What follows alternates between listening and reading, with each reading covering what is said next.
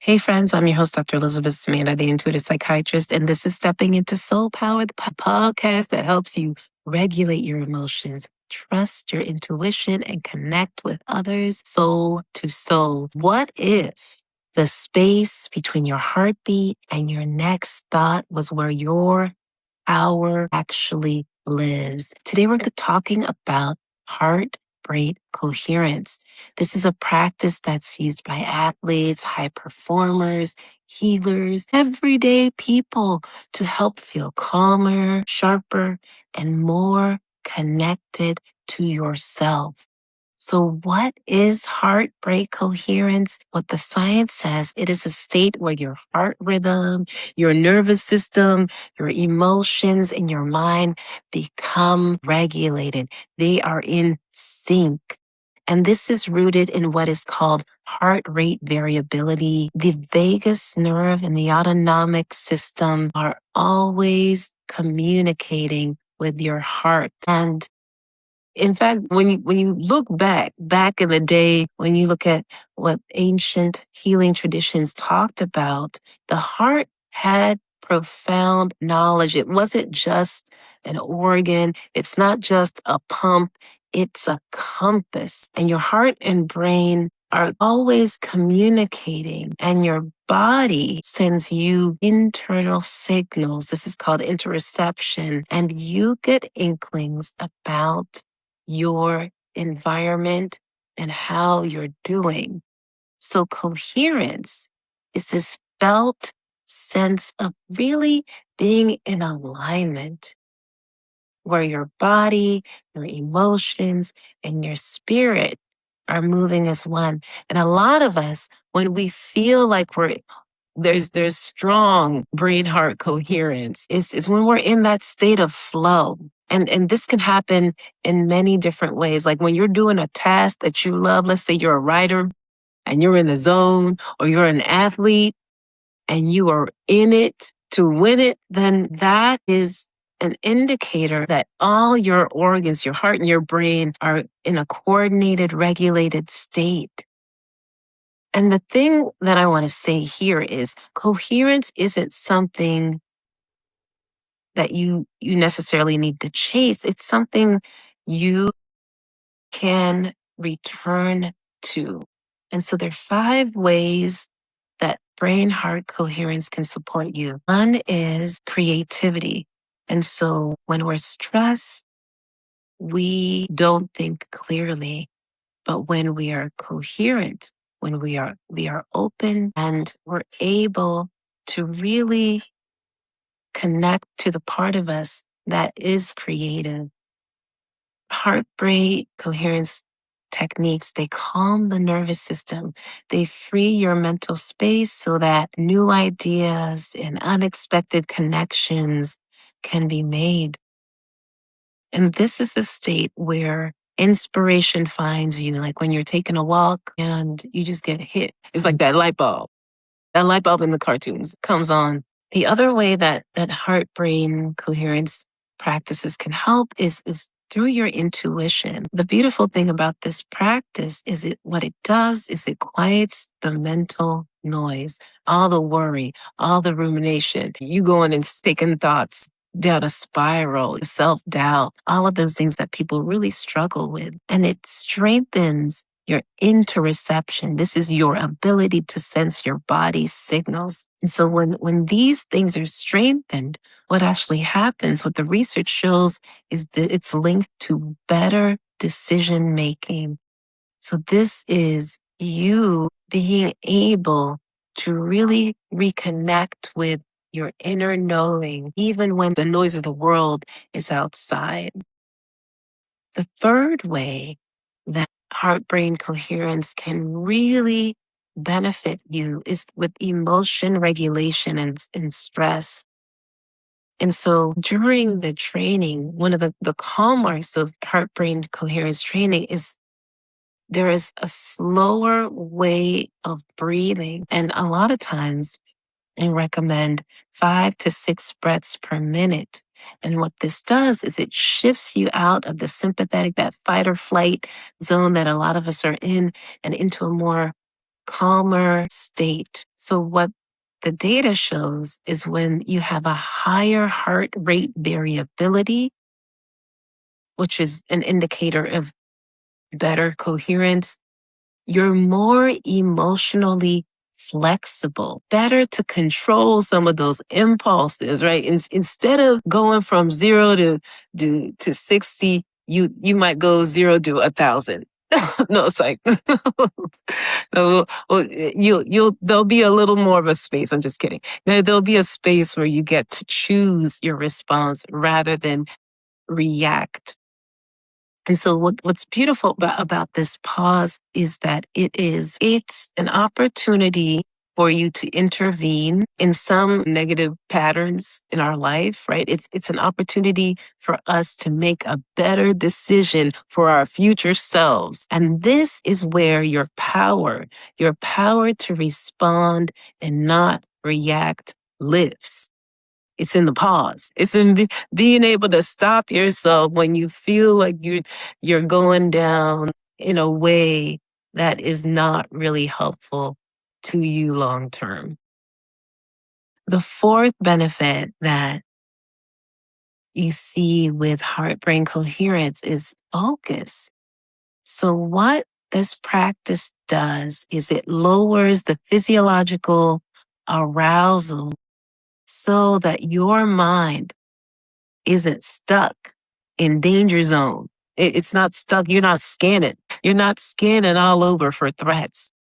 And it supports your prefrontal cortex because that area right here, right? There are different regions within our brain, and the prefrontal cortex is the part of our brain where we use it to plan. It's a part of the brain where our attention, our logical decision making, that's where it lives, right up in here. And we're better able to access that when we have a great heart brain coherence state. And it's what's beautiful. It is that when we're having a slower breathing pattern and having breath as an anchor, it's an anchor for our attention, and it really helps train our focus. And the more that you're able to connect with the breath, to really anchor yourself, the better long term it is for your focus and concentration. And the fifth benefit that is particularly helpful for sleep, right? So sleep is one of the biggest complaints. Sleep is a need. Sleep is a human need. There's some things there are some things in life that all of us need, right? We need food, we need shelter, we need connection, we need air, we need water, and we also need sleep. There's no one that cannot sleep at all through their life. Like you're gonna have to get some. You will have to get some. And what it does is heart brain coherence training calms the nervous system. It also lowers muscle tension and it's a way to address some of the racing thoughts that can interfere with us having optimal sleep or getting to sleep. And then some of the directions, like when you're actually doing the practice, to focus on a positive feel, whether it's gratitude, appreciation practices, it shifts your emotional tone away from anxiety, right? So, and I'm a big believer in that where focus goes, energy flows. And when you're focused on gratitude, when you're focused on love, when you're focused on peace, that is, you are attracting those things to you. And so when you're doing that, those are much easier states to go to sleep than one where you're focused on worry, when you're focused on sadness, when you're focused on despair. And so by incorporating a heart brain coherence practice where you have a nightly ritual and you get into that state, it can actually cue your body for stability, for safety. It's essentially telling yourself that it's safe to rest now. One of the big things to be cognizant of is to really think about, like, who is this for? Who is a great candidate for heart brain coherence? I would say that people who might really benefit from it are anyone who's chronically stressed, overwhelmed, always on, If you are a first responder, I'm talking to you. And I include myself as a medical person, I include myself, but those are tough jobs, tough jobs. Or if anyone that works in customer service, this is for you because it's not easy. It's not easy to be the face. Whether you're a receptionist, anyone in people facing jobs, yeah, this might be for you. People with anxiety or who are emotionally reactive might benefit from this practice. I'm a big believer when you're able to have some tools in your toolbox, because we're all going to encounter anxiety. Anxiety is something it's part of life. You're going to find it. It's going to find you.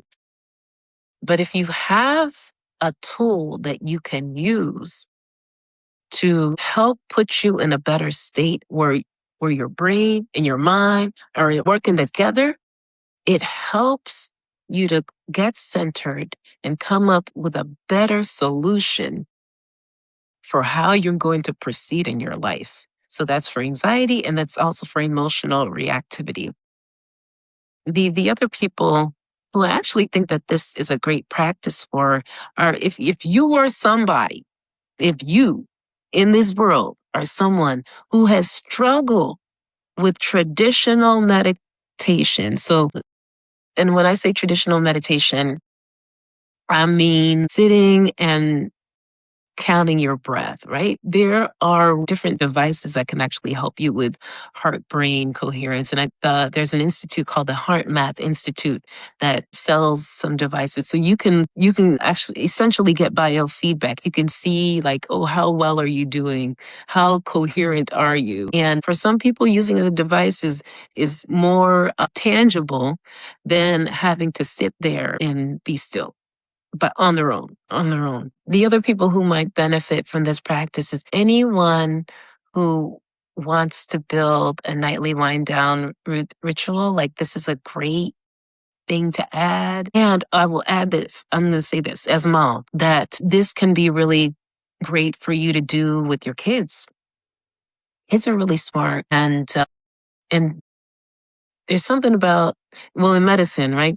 We used to say, see one, do one, teach one. And kids pay attention to what you do. And this is something you can do with them. This is something you can model for them. And this is a tool that you can teach them in your toolbox that can help you and them have a better nighttime, more restful, peaceful nighttime ritual that will help them in the long run. And the other people that I think that would benefit greatly are athletes, performers, anyone who wants to perform under pressure.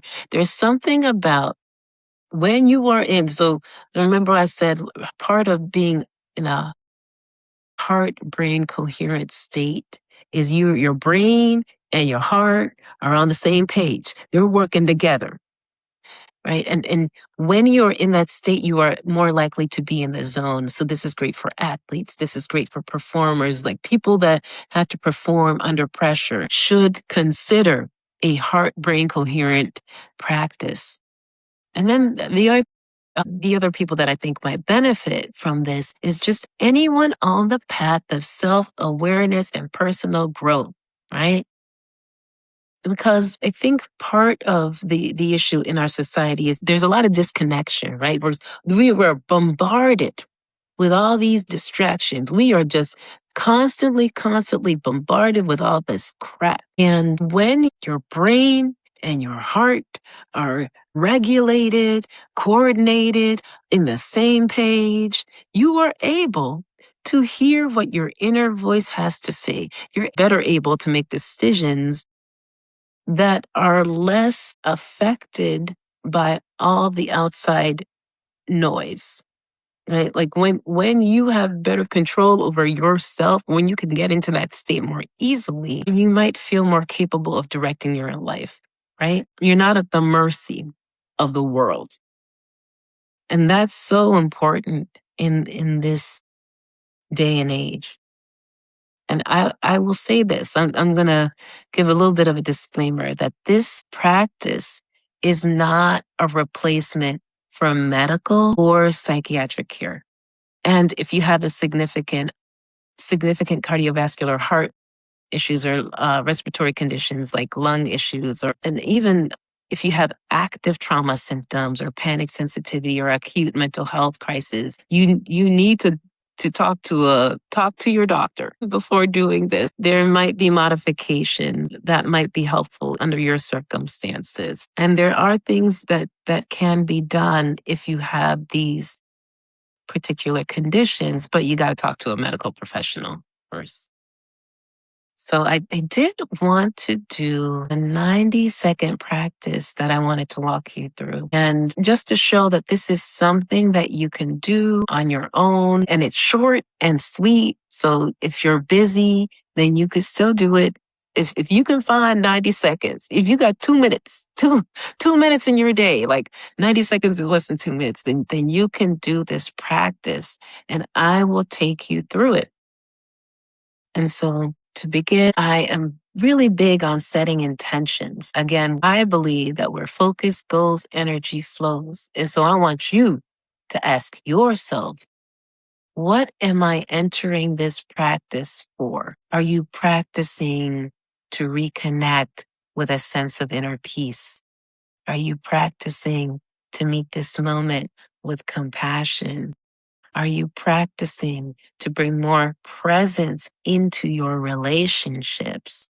Just take a second and think about that. And so what I'm going to ask you to do is to get comfortable, take a deep breath, relax your shoulders, relax your jaw, and just bring attention to the center of your chest. What I'm going to ask you to do is inhale gently through the nose for 5 seconds. So 5, 4, 3, 2, 1. And then exhale for 5 seconds. 5, 4, 3, 2, 1. Again, inhale for 5 seconds. 5, 4, 3, 2, 1. And then exhale for 5 seconds. 5, 4, 3, 2, 1. And inhale for 5 seconds. 5, 4, 3, 2, 1. And then exhale for 5 seconds. 5, 4, 3, 2, 1. So in this practice, part of what makes it powerful is being able to evoke a positive emotion. And so we're going to do it one more time, but we're going to do it while calling up a genuine feeling of appreciation, of gratitude, of compassion, of love, of peace, of all. And that is what that really makes this incredibly powerful, that we are we've set an intention. We are breathing in a way that it's where our breath is a little bit slower. So the part of our nervous system that creates less tension, makes us more relaxed. Our parasympathetic nervous system is being activated. And then we are directing our thoughts towards feeling appreciation, gratitude, compassion, more positive thinking feelings. And so that's what helps shift things. And so we'll do this practice and we will do it again. So inhale gently through the nose. 5, 4, 3, 2, 1. Exhale. 5, 4, 3, 2, 1. Inhale through the nose. 5, 4, 3, 2, 1. Exhale through the nose. 5, 4, 3, 2, 1. Inhale through the nose. 5, 4, 3, 2, 1. Exhale through the nose. 5, 4, 3, 2, 1. And so this practice is a tool. It's not a cure. It's not a replacement for care. Remember what I said? You need to talk to your medical professional. but it is a tool. It is a doorway back to yourself. It is something that you can do. It's free. And I'm all about the free. I'm always about helping people use things that they can do on their own in any place at any time. This is something that once you know how to do it, no one else can take it from you. Knowledge is power. I'm going to reframe this. Applied knowledge is power. So you've got to apply this. You got to apply it in your life. The more you apply it, the more potent it can be. So try this 90-second practice today and notice what shifts in your life. Share which of the benefits you feel most drawn to, because different strokes for different folks, and you got to do what works for you. And finally, I want to end by saying this, that there is an institute, the Heart Math Institute, that is leading in this area of coherence. And they've done a lot of research, and they have actually implemented different trainings and in so many different settings. So I encourage you to go to www.heartmath.org and explore. And they even have an app. If you're a Mac user like me, it's on the Apple App Store. I'm sure it's on Android, but just shout out to my Mac users. And so I encourage you to do whatever you can to step into your power. And part of being able to do that is having more control over your emotions, being able to direct your thoughts, being able to take actions that are actually in alignment with what your spirit truly needs. It's when we are in a state where we honor our heart-brain coherence that we can truly do positive things. And there's actually data and even more research coming out about what happens when you got not just you, but when you have a group of people who are in a state where they're all like in sync with their heart-brain coherence, then you can do some really powerful things. But you can't control what other people do. But what you do have control over is yourself. And so you can use this to your advantage. And I'm going to say this. One person can change a room. One person can change an organization. People respond to presence, and they can tell when your heart and brain are okay. Like intuitively, we know. Intuitively, we know. And so whatever you can do to help yourself, do it. Do it. So try it.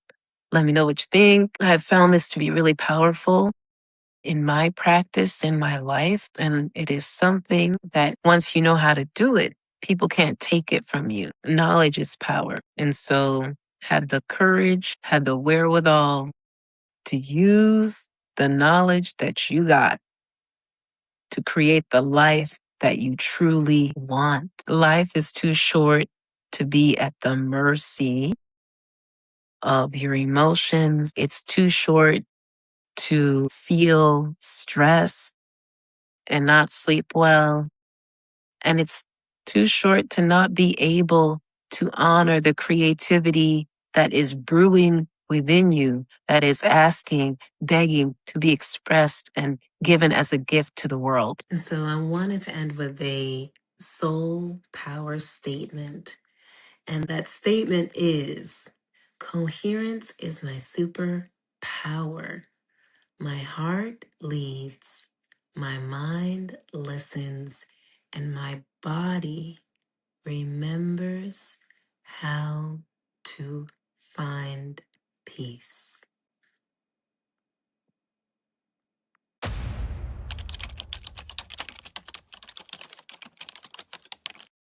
If you haven't heard it yet today, I appreciate you. The soul in me honors the soul in you. If you'd like to see more episodes like this, please subscribe or click here. And friends, if this spoke to you, leave a comment below. We would love to hear from you.